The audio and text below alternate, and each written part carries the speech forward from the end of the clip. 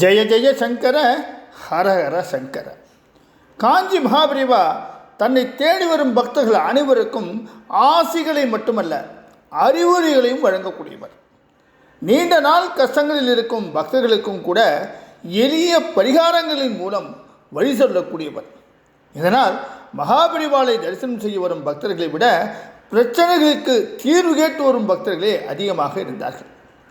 நினைத்த காரியம் அப்படியே நடக்க காஞ்சி மகாபரிவா கூறும் எளிய வழிமுறையை தான் நாம் இன்று பார்க்க இருக்கின்றோம்.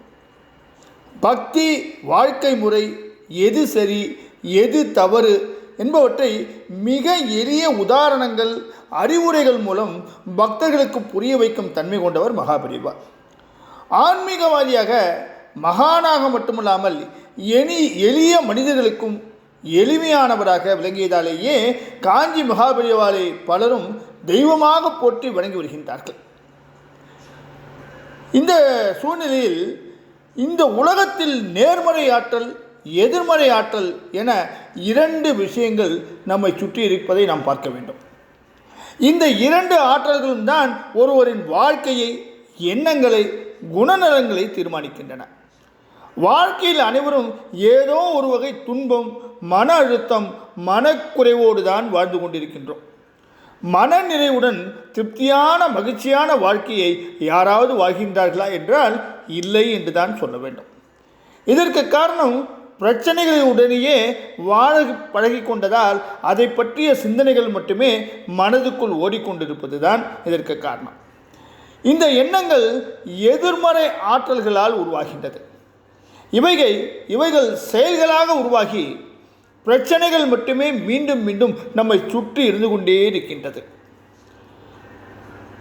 காஞ்சி மகாபரிவாயை சந்தித்த பக்தர் ஒருவர், சுவாமி, என்னை சுற்றி எப்போதும் ஏதாவது ஒரு பிரச்சனை இருந்து கொண்டே இருக்கின்றது, இந்த பிரச்சனைகளிலிருந்து விடுபடுவதற்கு ஒரு வழி சொல்லுங்கள் என்று கேட்டார்.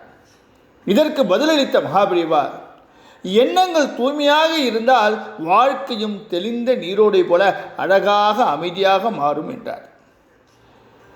மகாபரிவாளின் வார்த்தைகளுக்கு அர்த்தம் புரியாமல் விழித்துக் கொண்டிருந்த அந்த பக்தரிடம் மகாபரிவாளே விளக்கமும் சொல்லி அதற்கான வழியும் சொன்னார்.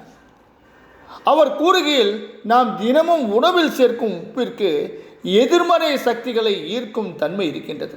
அதனால்தான் திருஷ்டி சுற்றும் போது உப்பினை பயன்படுத்துகின்றோம்.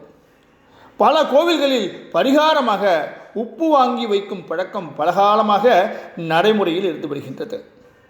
கடலில் குளித்தால் பாவங்கள் தொலையும் என்று சொல்வதற்கும், கடலில் கால் நனைக்க வேண்டும், கடல் நீரை தலையில் தெளித்து கொள்ள வேண்டும் என சொல்வதற்கும் காரணம் இருக்கின்றது.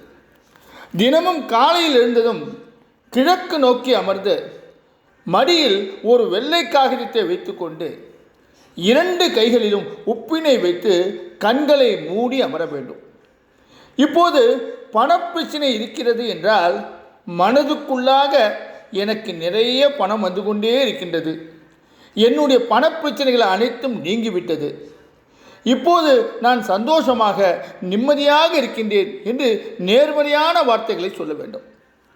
நீண்ட நாட்களாக நோயால் அவதிப்படுகின்றீர்கள் என்றால், எனக்கு உடலில் இப்போது எந்த பிரச்சனையும் இல்லை, நோய் முழுவதுமாக நீங்கிவிட்டது, நான் ஆரோக்கியமாக இருக்கின்றேன் என்று சொல்ல வேண்டும்.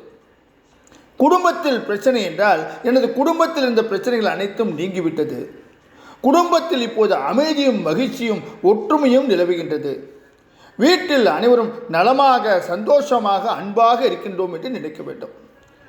மனதுக்குள் இப்படி நேர்மறை வார்த்தைகளை சொல்லி சிறிது நேரம் தியானம் செய்த பிறகு கையில் வைத்திருக்கின்ற உப்பினை மடியில் வைத்திருந்த காகிதத்தை போட்டு கீழே சிந்தாமல் மடித்து ஓடும் நீரில் கரைத்து விட வேண்டும்.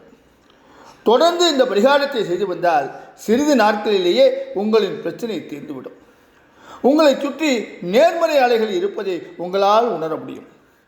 நேர்மறை எண்ணங்களை வளர்த்து கொண்டால் வாழ்க்கையும் நல்லதாக மாறும் என்று பதிலளித்து அந்த பக்தருக்கு ஆசி வழங்கினார் காஞ்சி மகாபரிவா. எவ்வளவு உண்மை! நாம் நேர்மறை எண்ணங்களை வளர்த்து கொண்டால் நம்முடைய வாழ்க்கை நிம்மதியாக இருக்கும் என்பது உண்மைதானே. ஜெய ஜெய சங்கர ஹரஹர சங்கர.